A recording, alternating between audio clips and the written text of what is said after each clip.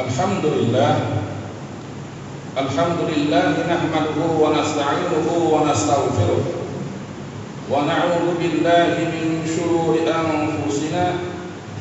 ومن سيئات أعمالنا من يهده الله فلا مضل له ومن يضلله فلا هادي له وأشهد أن لا إله إلا الله وحده لا شريك له وأشهد أن سيدنا محمدا عبده ورسوله اللهم فصل وسلم على سيدنا محمد وعلى آله وأصحابه ومن تبعهم بإحسان إلى يوم الدين أما بعد فيا عباد الله اتقوا الله حق تقاته ولا تموتن إلا وأنتم مسلمون قال الله تعالى أعوذ بالله من الشيطان الرجيم كل نفس ذائقة الموت وقال النبي صلى الله عليه وسلم الجنة المؤمن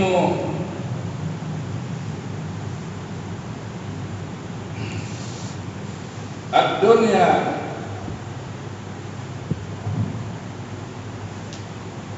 سجن المؤمن وجنة الكافر أو كما قال صلى الله عليه وسلم พี่น้องผู้รับศรัทธาที่รักของอัลลอฮฺซุบฮานะฮูวะตะอาลาที่รักทั้งหลายก่อนอื่นเราจะต้องมีความชุกรสำนึกในพระเมตตาของอัลลอฮฺซุบฮานะฮูวะตะอาลาที่อัลลอฮฺซุบฮานะฮูวะตะอาลาได้ให้พวกเราทั้งหมดนั้นได้มีชีวิตยืนยาวมาจนถึงนักวันนี้และประการต่อมาขอให้เรามีความยำเกรงต่อองค์อัลลอฮฺซุบฮานะฮูวะตะอาลาผู้ซึ่งได้สร้างพวกเราและก็สรรพสิ่งทั้งหลายในโลกดุนยาแห่งนี้พี่น้องมุสลิมที่รักทั้งหลายครับจากวินาทีเป็นนาทีจาก60 นาทีเนี่ยเป็นชั่วโมง24 ชั่วโมงเท่ากับ1 วัน30 วันนั้นเท่ากับ1 เดือน12 เดือนนั้นเท่ากับ1 ปีและเรามักจะเรียก365 วันนะนั่นคือการหมุนเวียนในเรื่องของการดำรงชีวิตของเราทั้งหมดนั้นเป็นสิ่งที่อยู่ในกำมืออยู่ในกอบตัวของอัลลอฮฺ سبحانه และ تعالى ท่านรอซูลุลลอฮ์ ศ็อลลัลลอฮุอะลัยฮิวะซัลลัมได้มีพระวจนะหรือมีตัวบทหะดีษนี้ครับว่าอัดดุนยาซิจนุลมุอ์มินวะญันนะตุลกาฟิรอัลลอฮฺตะอาลาทรงสร้างมนุษย์ขึ้นมาเลยเดียวเนี่ยไม่ได้สร้างเรามาอย่างเดียวและอัลลอฮฺตะอาลาไม่ลืมแม้แต่คนเดียวที่อัลลอฮฺตะอาลาจะใส่อัจญันไว้กันนั่นก็คือถ้าเป็นสิ่งของผลิตออกมาแล้ววันมดอายุของมันเนี่ยอัจญันของมนุษย์แต่ละคนกับสิ่งมีชีวิตทั้งหมดในโลกดุนยาแห่งนี้นะอัลลอฮฺตะอาลาบรรจุไว้กันพร้อมๆกับการที่สร้างขึ้นมาของเราท่านนบีของเราได้กล่าวที่ผมได้บอกไปว่าอัดดุนยาซิจนุลมุอ์มินวะญันนะตุลกาฟิรโลกดุนยาแห่งนี้เปรียบเสมือนคุกตารางเหมือนกับคุกสำหรับคนที่มีความศรัทธาต่ออัลเลาะห์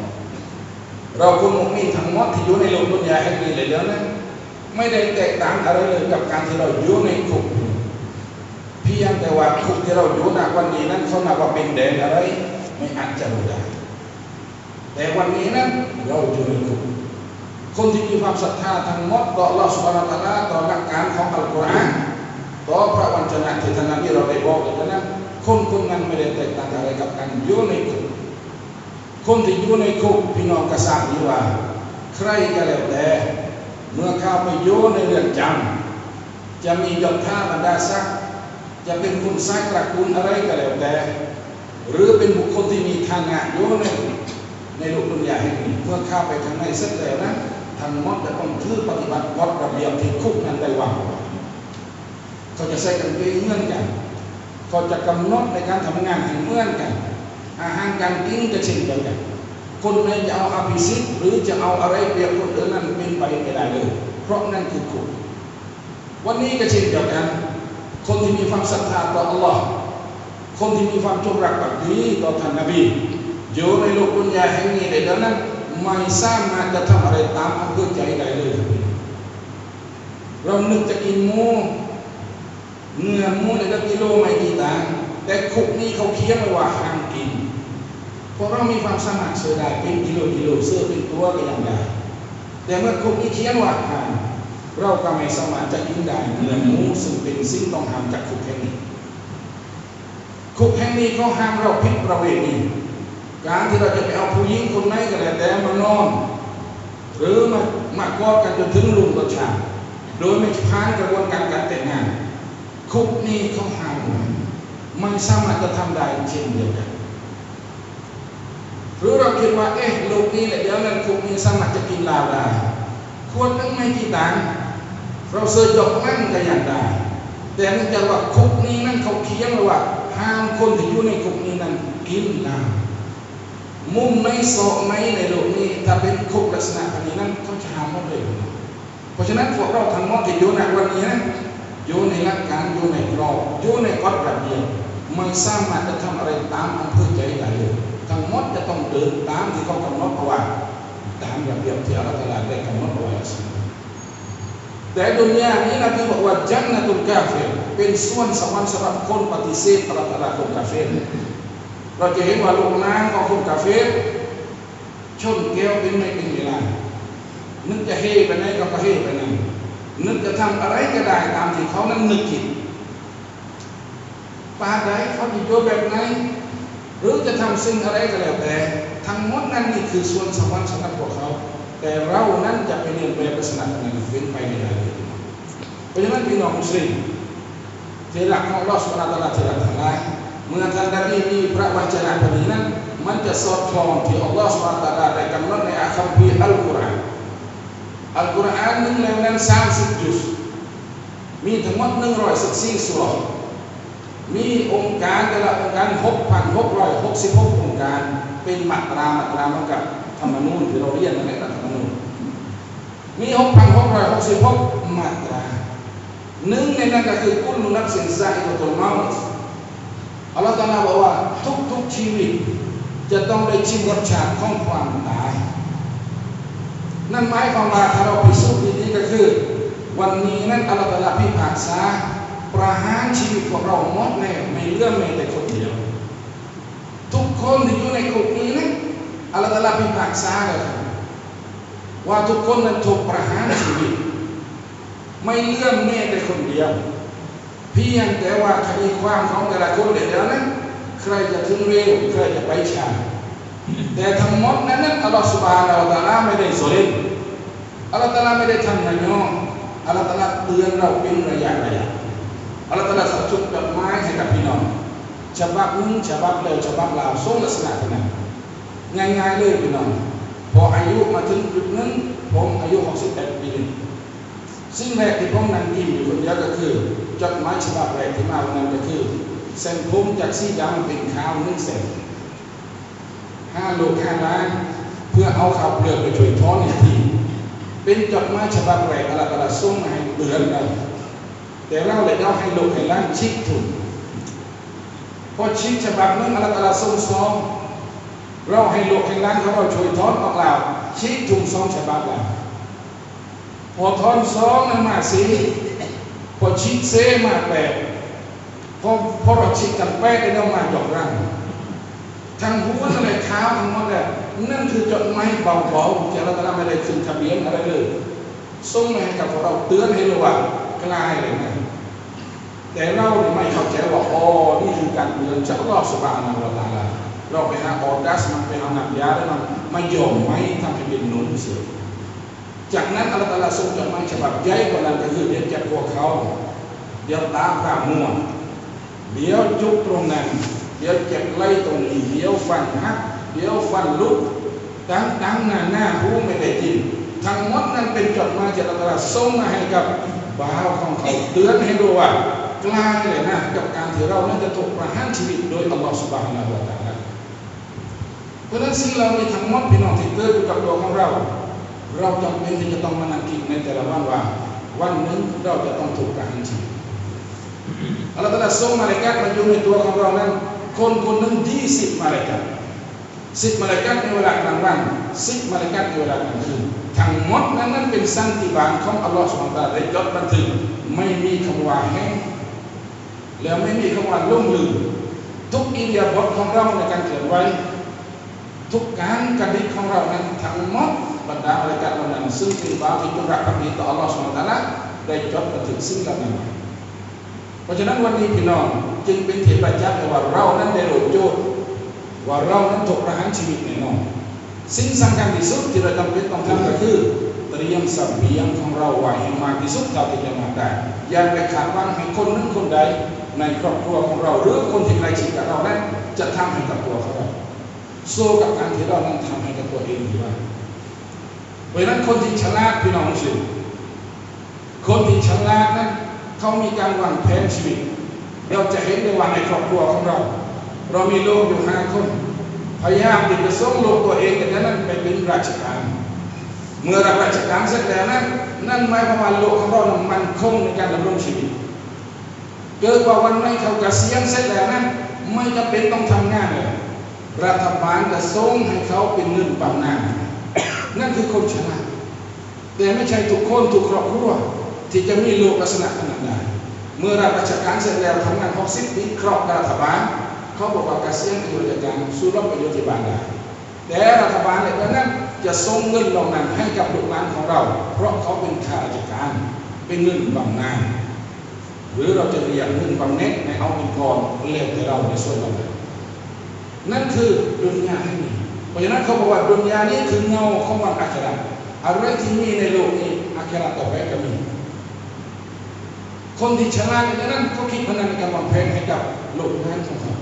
พยายามผลักดันทุ่มเทเท่าไรเท่ากันจะเรียนพิเศษจะกินอาหารเสริมเพื่อให้ลูกตัวเองได้เป้าหมายตามที่เราได้กำหนดแต่รอซูลุลลอฮ์ ศ็อลลัลลอฮุอะลัยฮิวะซัลลัมจึงบอกว่าบ่าวของอัลเลาะห์ตะอาลาที่มีความฉลาดเขาจะวางแผนชีวิตของเขาโดยการกินบำนาญลักษณะที่เราคุยเดี๋ยวนี้แหละมีด้วยมีด้วยวันอาคิเราะห์ต่อไปก็มีเช่นเดียวกันนั่นก็คือนบีบอกว่าอิซามาซัลอินซานหรือบางซาเรียกว่าอิซาอิบนุอาดัมอินกอตะอามัลุอิลลาซะลาซะซอดะกะตุนญาริยะตุนวะอิลมุนยุนตะฟะอุบิฮิวะวะลาดุนศอลิฮุนยะดะอุละนบีบอกว่าคุณละบุญจะมีเหมือนกันแบบนั้นถ้าคนที่ฉลาดในโลกดุนยาให้มีนั้นเขาจะกระทำสิ่งเหล่านี้ไว้3 อย่างเพราะท่านนบีได้กล่าวว่าเมื่อมนุษย์เราหรือลูกหลานนบีอาดัมของเราได้เสียชีวิตลงไปแล้วนะการงานของเขากิจการอะไรต่างๆทั้งหมดขาดสะบั้นลงไปด้วยนั่นหมายความว่ามายั้งเขาเราได้เท่าไรเท่าที่เราทำมานะมันจะหยุดทันทีวันที่เราเสียชีวิตหลังจากนั้นคนละคนมายั้งก็จะไม่ได้เพราะเรามายั้งได้แค่นั้นเราเดี๋ยวถึงสิ้นออกมาตั้งแต่เริ่มและจนถึงวันที่เราตายเท่าไรที่เราทำได้ผลบุญของเราจะได้เท่านั้นมันจะยุบทันทีวันที่เราได้เสียชีวิตเพราะหลังจากที่เราเสียชีวิตเราไม่ได้มายักเราไม่ได้ทุกวันเลยแต่มีการละ3 อย่างถ้าคนฉลาดทำตั้งเอาไว้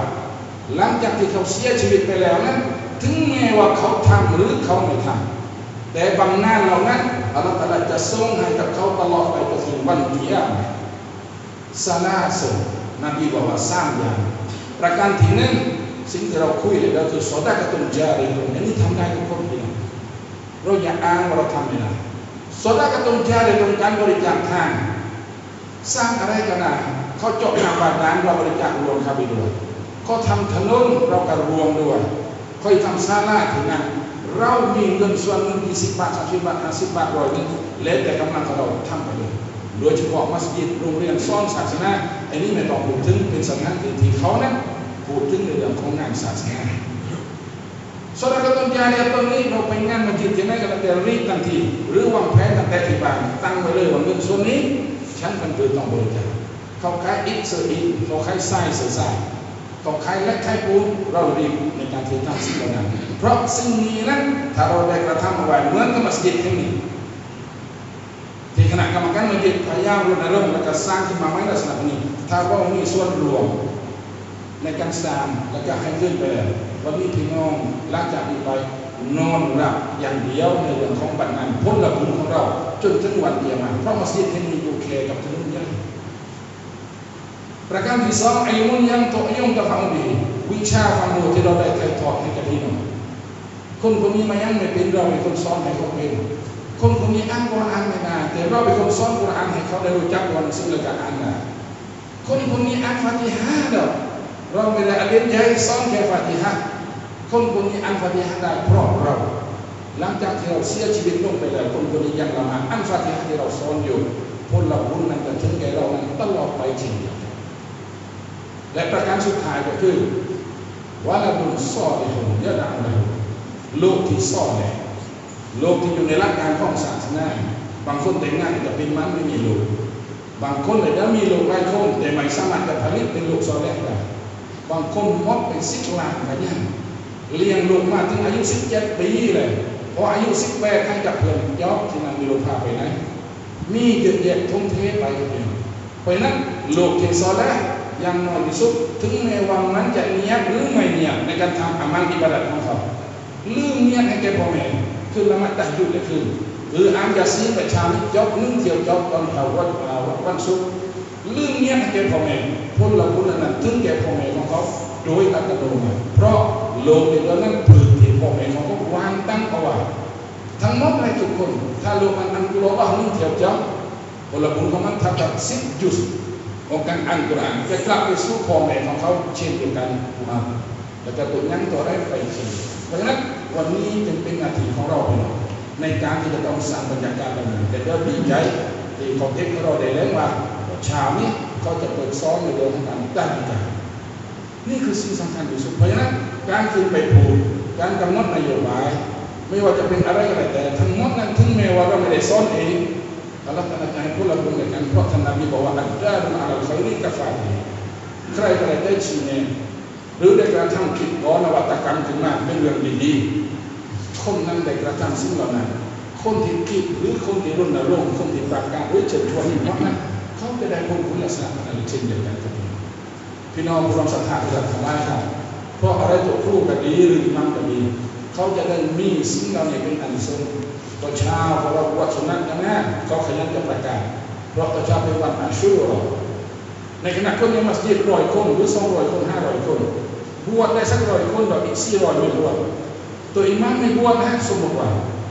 ผลบุญของแต่ละคน100 คนแต่เดี๋ยวนั้นจะกลับสู้ไปหาตัวอิหมัมเพราะอิหมัมเป็นคนเกิดในการหนึ่งเป็นการสกิดให้ว่าตอนเช้าวันอาชูรอสุนัขเราคือบวชนี่คือการห้ามผลบุญแบบก็เรียกว่าแบบอะไรล่ะขั้นอย่าง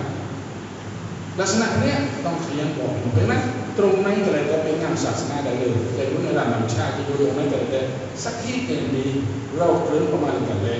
นะครับพยายามทำในสิ่งเหล่านั้นขึ้นมานี่คือสิ่งที่เราอยากจะเชิญชวนให้พี่น้องของเราในนั้นได้รวมกันกับการที่นโยบายของอิหมัมกับอิหร่านหรือคณะกรรมการมัสยิดของเรานั้นได้กำหนดขึ้นมาในสิ่งเหล่านี้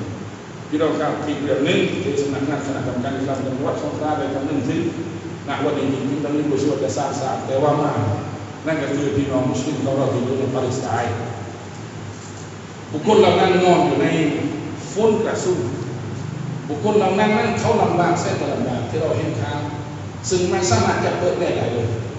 แต่บุคคลเหล่านี้เป็นคนที่โชคดีเขาคิดว่าเขาเป็นคนที่โชคดีเพราะว่าเขานั้นได้ชาฮีดการตายชาฮีดสวรรค์กลมมีกุญแจประตูสวรรค์เซ็ตเรียบร้อยเมื่อไหร่สำหรับพวกเขาแต่ว่าสำนักงานคณะกรรมการอิสลามประจำจังหวัดจำเป็นที่เราจะต้องรณรงค์โดยอิหมัมกับที่พิลันอาจจะรับนโยบายมาในการประชุมนะครับว่าเขารณรงค์ในการส่ง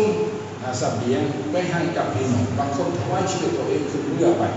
แล้วก็เพื่อจะไปช่วยเหลือพี่น้องของเราที่ปาเลสไตน์เพราะนั้นเราอยู่ไกลอย่างเดียวกับพี่น้องมันข้ออ่านทุกเวลาด้วยภาษาไทยภาษามาลายูหรือจะภาษาอะไรก็แล้วแต่ให้อัลลอฮฺตะอาลาช่วยนุสรตให้ความช่วยเหลือและก็ปกป้องพี่น้องมุสลิมของเราที่อยู่ในปาเลสไตน์นักวันนี้ซึ่งถูกรังแกโดยชาวจีนซึ่งเหล่านี้จึงเป็นที่มาของโครงการหนึ่งนั่นคือของผมทำเรื่องตัฟซีรกุรอานพี่น้องทราบไหมครับว่าหลังจากปาเลสไตน์หรือไบตุลมุกดัสได้รับเป็นเอกราชปกครองโดยมุสลิมนั่นหมายความว่าอิหม่ามมะฮดีจะลงมา อิหม่ามมาดีลงมาแล้วนั้นเขาจะไม่เอาทหารปกติทั่วไปทั้งหมดเขาจะคัดเลือกเป็นเด็กที่เป็นตัฟฟิซกุรอานจำกุรอาน30 จุดถึงจะเป็นทหารของอิหม่ามมาดีนะไม่ใช่บุคคลทั่วไปอยากจะข่าวไปโดยที่เรานั้นคิดว่าเหมือนกับทหารทั่วไปนั่นไม่ใช่ครับพี่น้องเพราะฉะนั้นวันนี้จึงได้มีโครงการและสถานที่ขึ้นมาตามโรงเรียนต่างๆเขาฟังไม่ได้ครับพี่น้องนี่เอาบิลลาฮิมินัชชัยฏอนรจีมมันอามิลศอลิฮันฟะลินัฟซิวะมันอัสาฟะอะลัยฮาوما ربك بظلام للعبيد بارك الله لي ولكم ولسائر المسلمين من كل ذنب فاستغفروه إنه هو الغفور الرحيم